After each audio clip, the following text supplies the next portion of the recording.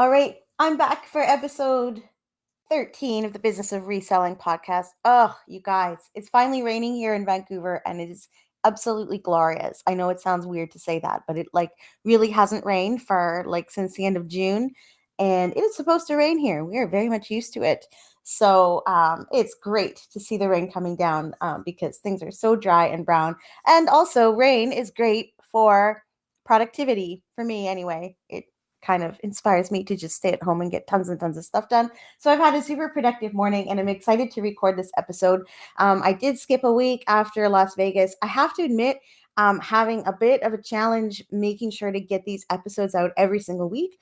I'm not sure if I'm going to switch to every second week in the future or what. Let me know what you think. Do you really want weekly episodes? Is bi-weekly okay for you? Do you want even more frequency? I'm curious what you want. If you're coming back week after week every Tuesday for a new episode, I definitely want to keep delivering that to you. So my goal for myself is to make sure that I'm consistent with these weekly episodes, definitely through the end of 2022 and hopefully well into next year as well. And then maybe I'll revisit the frequency of the episodes. I did have to skip a week because I was sick and lost my voice. So that's my excuse for one of them. Anyways, I am back from the BOSS Reseller Remix in Las Vegas. I had a fantastic week.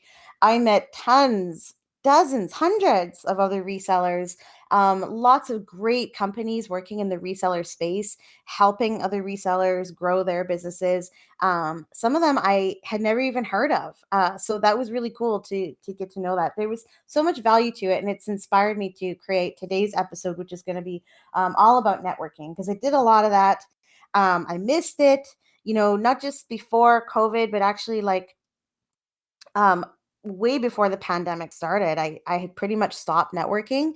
I used to do business consulting and I went to networking events all the time. And then when I got into reselling, I just kind of stopped.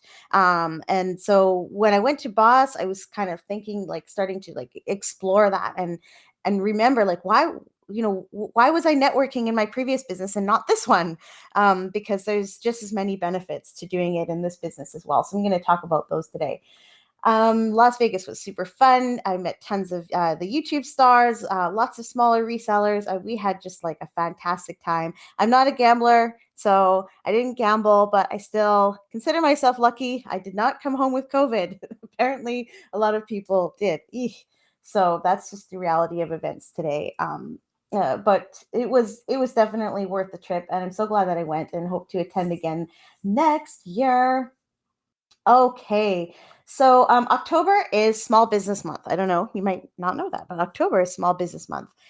So what better time to talk about networking with other small business owners? At Boss, I met tons of people who had not been out in a while. And like I said, I myself had not done a lot of networking, even pre-COVID, since I went full time with Storage Warrior.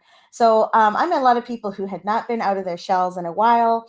A lot of people told me that they were having a hard time focusing on their business. So I did a presentation at Boss about scaling up, and one of the themes of that was about efficiency and documenting processes and systems and getting everything written down, so you know what systems you were supposed to follow. You can work on making them more efficient and productive, and then you can pass those systems along to other people who can help you in your business. And people were like, that's a great idea, but I have a hard time focusing. I can't sit down and write these processes. And part of it is a function of spending a lot of time on our own as resellers. We sit in our silos. We have the incredible advantage and fortune of being able to do a lot of our work at home. And of course, during the pandemic, that was very important. But it can also be a bit of a drawback because we kind of get stuck in our own way of doing things. We're not exploring our business problems with other people.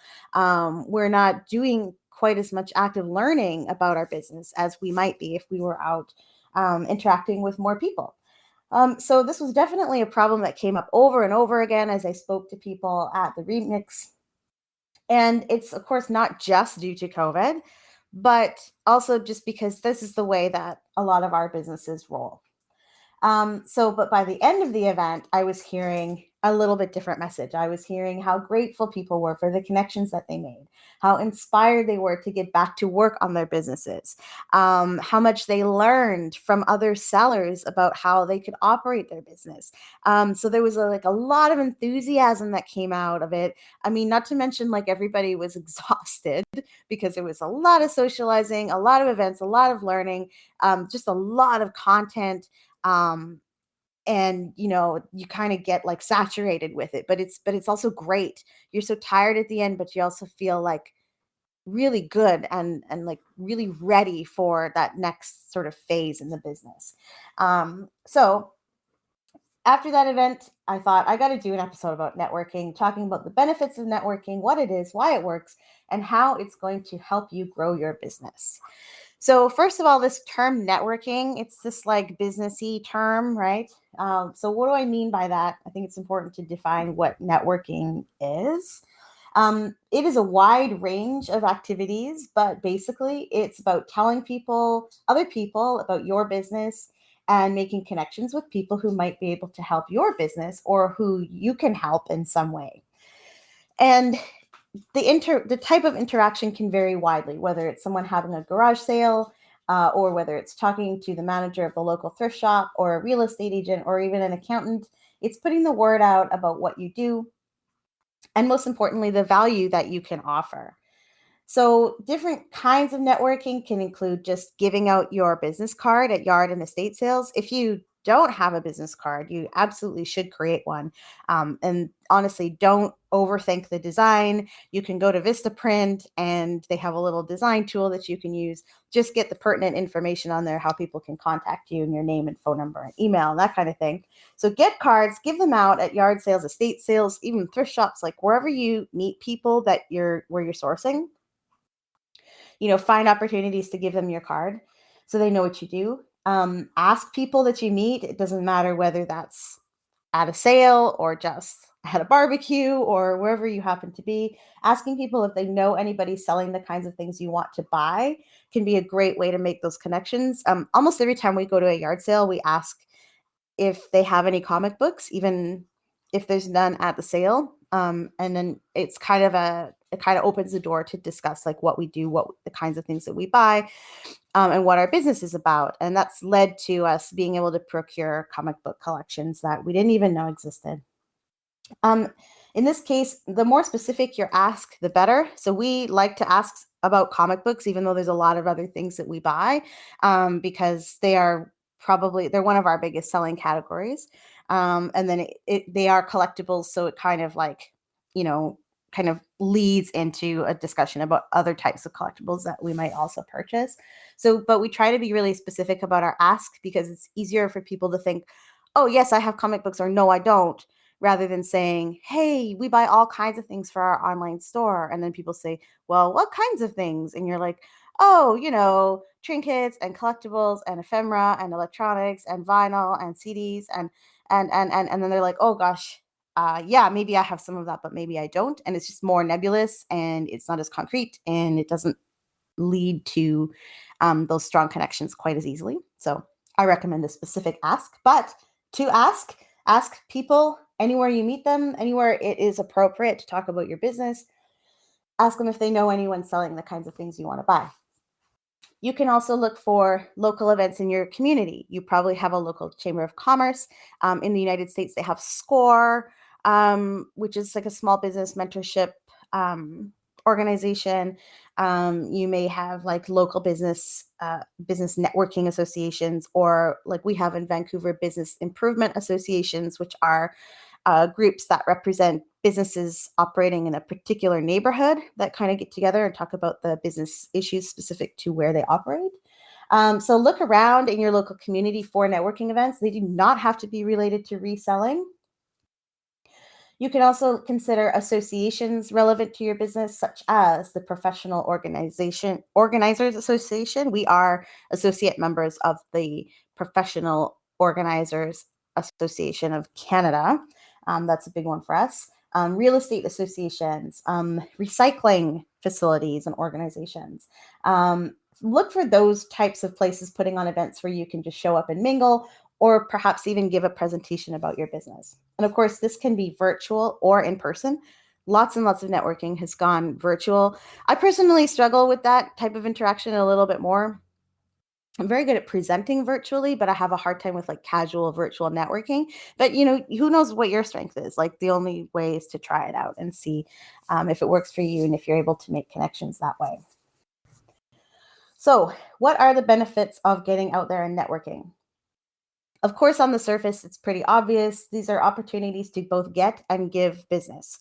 So, if you're looking for a service, like you need a bookkeeping service for your business, then you might meet a great bookkeeper at one of these events or get somebody who could refer you to one. You can also tell people about your business and what you're looking to buy.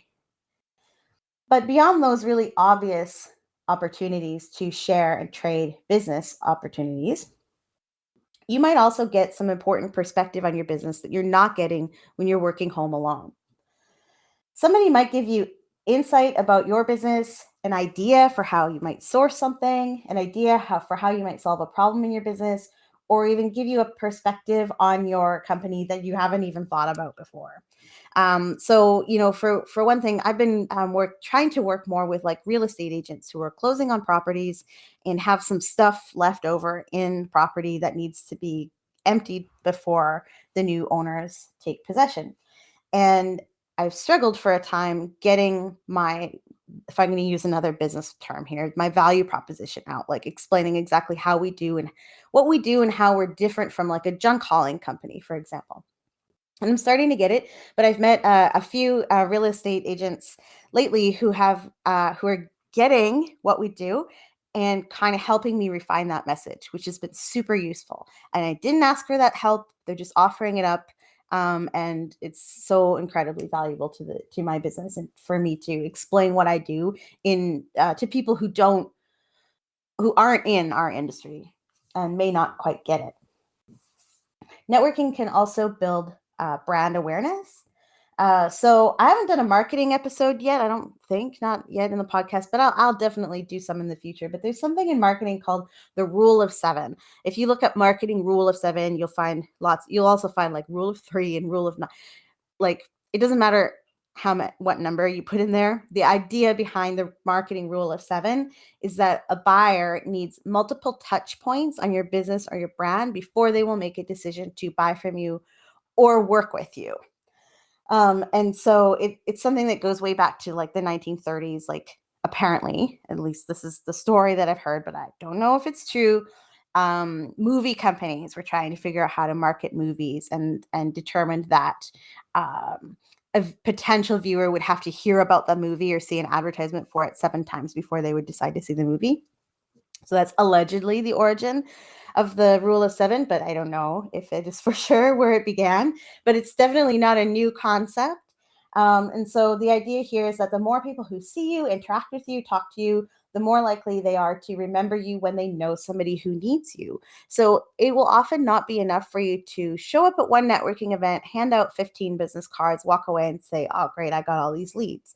A lot of those people will lose the card. They may forget the conversation. They might move out of town and you'll lose that connection. But by attending and showing up and putting your face out there again and again and again, people start to remember who you are. If you have an established brand, they will start to recognize it. And then if they see you somewhere else, like on social media or at a completely different networking event, they're like, oh yeah, like I remember speaking to that person. I remember what they're about. And oh gosh, my cousin has this huge toy collection. He's trying to downsize. God, I should definitely contact this reseller. So the idea is that you can't just do networking once or even to do it very rarely. You need to be somewhat regular. And it can be actually super valuable, even if you're showing up and networking with the same people every time. It might feel redundant because they already know you. But the more times that they interact with you, the more established that you and your brand become in their brain. And so when they're like, oh, yeah, I've got all this stuff to sell, or I know someone who has all this stuff to sell, you're the first person they're going to think of. It can also be a great confidence booster. So the more you talk about your business, the easier it becomes to talk about your business. Sometimes it's hard to kind of explain what we do to people who are outside of our industry. But once people get it and understand, you're a reseller, you buy usually used stuff, you resell it at a higher price online. When you start to get positive responses talking about that, it can motivate you to believe that your business can be more than it is, if in fact you want it to be. It can really boost your confidence in your ability to be a confident business owner, to be on the same plane with other people who have established companies, to understand that you have value to offer them as much as they have value to offer you. So it can really help you kind of get out of your shell, get moving, get socializing, and help you feel happy and comfortable talking about your business. So not all of us are good networkers, and I don't know if I'm the greatest networker myself. I mean, if you've met me at a networking event, you can give me the feedback if you like. So I think it's something that it's like a practice being a good networker. It's something you always want to be working on. But I think the key to being a good networker is really to listen to other people. So try to spend less time talking about your business and more time listening to other people talk about their business or their perspective, or just, whatever it is that they want to talk about. Ask questions and really listen to the answers. I find when I talk to people about my business and start telling them what we do, the conversation often gets carried away in talking about stories of like great things we got for cheap at yard sales and sold for lots of money, or weird customers that we've had, or like kind of we all have these stories that come up in our business. People find them really interesting, but I have to consciously stop myself and say, like, I could tell these stories all night, but I want to hear about you. Like, I want to hear about your business and what you offer. So just try to catch yourself. If you've been talking about yourself for too long, switch the conversation around and ask the other person about their business. Now, you might think, oh, I'm going to networking events and I'm meeting people that I don't need. Like, and you might not think that going to an event and meeting a graphic designer and an IT security specialist and a naturopathic doctor will help you in your business, until those same people are suddenly clearing out a family estate or know a friend downsizing a big collection. You just never know when people will need you. So even if you don't think that you have a strong business connection with somebody, it might turn into something down the road, or they may know somebody that they can refer to you. And you also never know when you might need them, when you might suddenly need that accountant whose services you talked about at a networking event 3 months ago. Or you need that graphic designer because you're stuck and you just can't make the thing in Canva do what you want it to do. So frustrating. So when you're networking, it's key to listen to other people, hear about their businesses, and understand the benefits of what they offer as well. And not only that, if you're demonstrating a genuine interest in what others do, even if it's not something you need at all right now, you're leaving a positive impact on them that they will remember. And that's going to follow you in your business for a long time. So the important thing to remember is that while networking will help your business, it can't be all self-serving. Now, if you're a bit of a wallflower like me, I have a hard time like walking up to 2 or 3 people who are already having a conversation, and just like standing there awkwardly, like, hey, I just thought I would intrude on whatever it is you're talking about. It takes some confidence and some practice to just sort of be able to do that. But one easy thing that you could do is, if you are by yourself at a networking event, look for somebody else who's also by themselves and strike up a conversation with them. If you find somebody who's not talking to someone already, that can be a really easy way to break the ice and start speaking to more people. So I also want to mention a couple of things that keep a lot of resellers from getting out there and networking.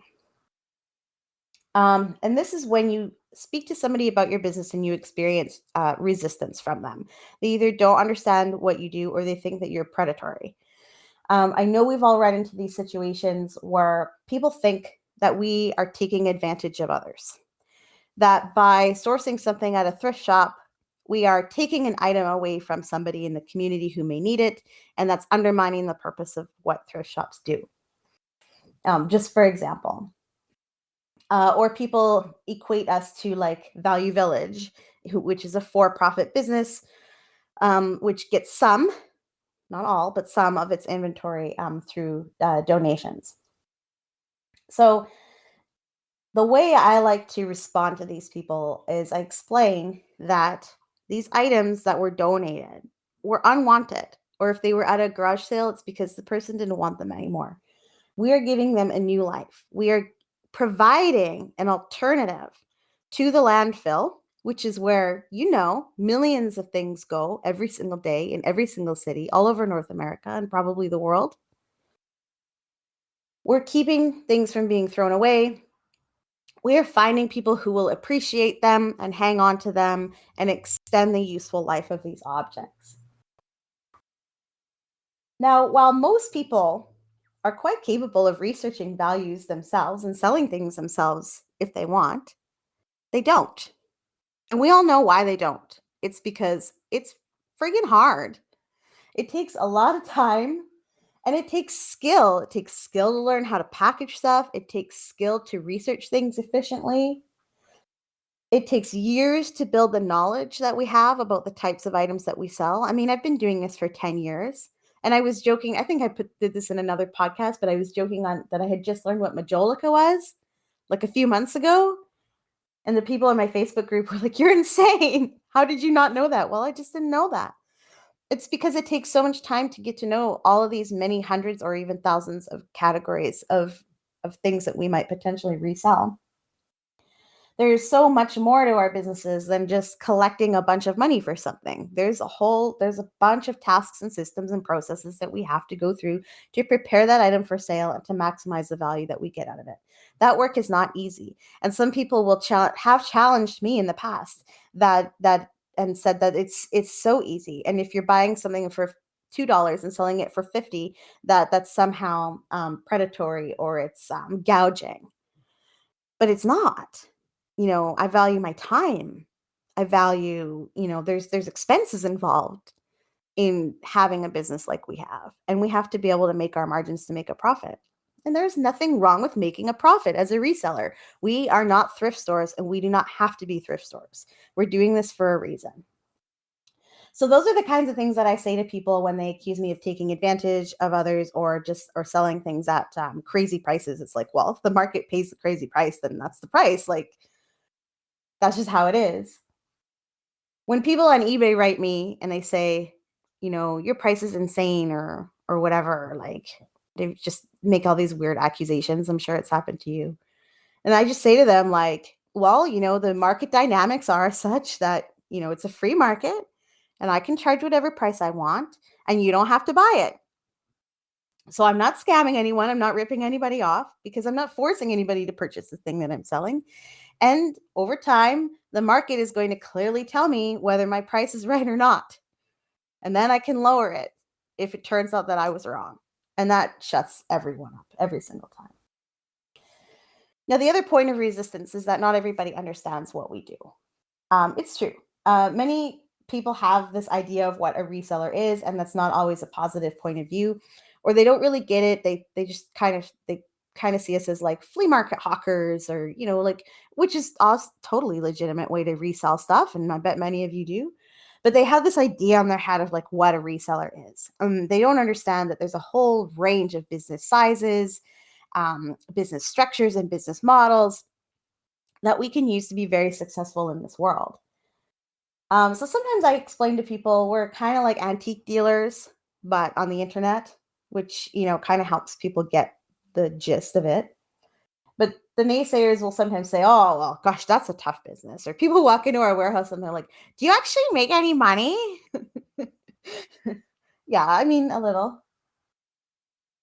Or they say that nobody wants that old stuff anymore. Oh, I had my grandma's crystal collection and I couldn't sell it and I had it on the market. Nobody's buying antiques anymore. Kids these days, they don't want to buy anything. They don't want their grandmother's stuff. It's all going to the landfill. Well, okay.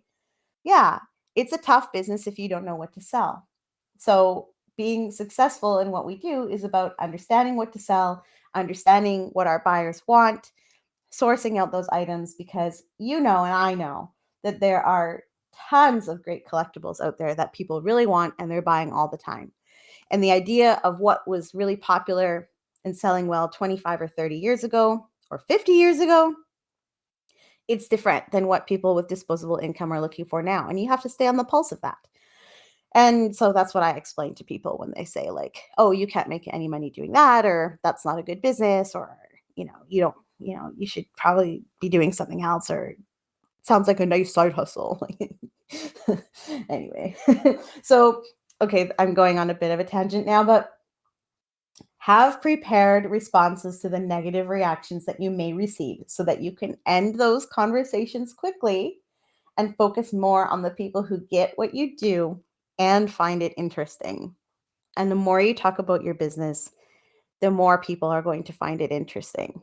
The better you'll get at talking about it, the more people are going to understand it, and the stronger connections you'll have. So even if networking terrifies you, get out there and try it once. And then a couple months later, try it again.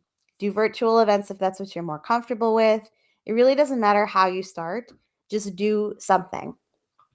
And you'll find it gets easier and easier over time, and it will help your business. I'm even starting to get inquiries now from people who have found my podcast, and now they want to sell us stuff, which is not really what I was expecting out of the podcast. But it's like I'm putting my business out there and I'm saying, this is what I do.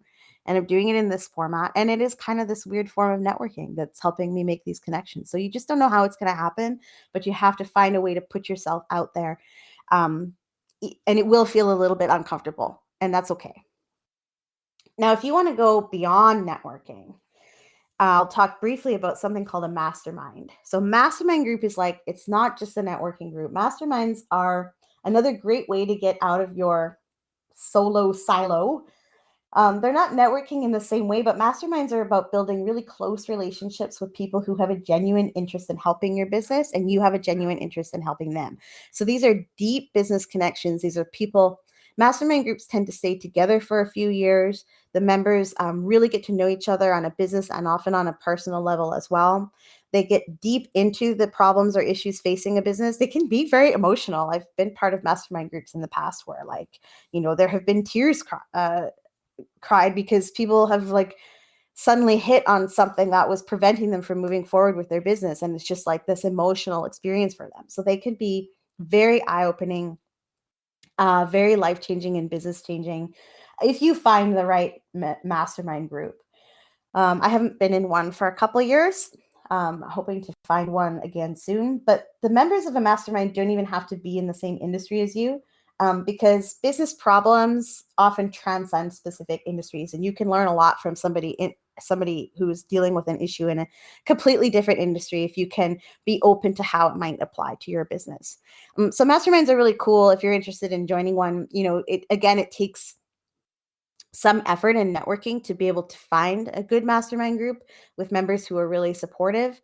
There are a lot of mastermind groups out there where the person who does the organizing just collects like a lot of money and makes money from the mastermind, and that seems to be the primary goal. So if you start to get that feeling, it's best to run away quickly. But they can be really good groups, but it is a time commitment, and you need to be really committed to helping the other people in the group. Masterminds are best with small groups, but they're also great for people who are scared of networking, because when you build a relationship with people in the mastermind, you end up with a small group of people that you're very close to and very comfortable with. And that can often be super transformative for your business and for yourself. So that's what I wanted to talk about today. Your call to action is to find one networking opportunity, whether that's virtual or in person, and tell me where you're going. Storage_warrior on Instagram, hello@storagewarrior.ca on email, or leave a comment on the YouTube channel and tell me where you are going networking next. Don't forget to subscribe to the podcast if you aren't subscribed already. pod.link/business of reselling will allow you to subscribe to the podcast doing any podcatcher that you might use. And remember, we're always buying. If you know of anyone in the Lower Mainland selling a collection, downsizing an estate, or just getting rid of a whole bunch of stuff, well, you know where to find me. All right, we'll catch you next time for Just the Tip, episode 14. I don't know what it's going to be yet, but it'll be great. See ya.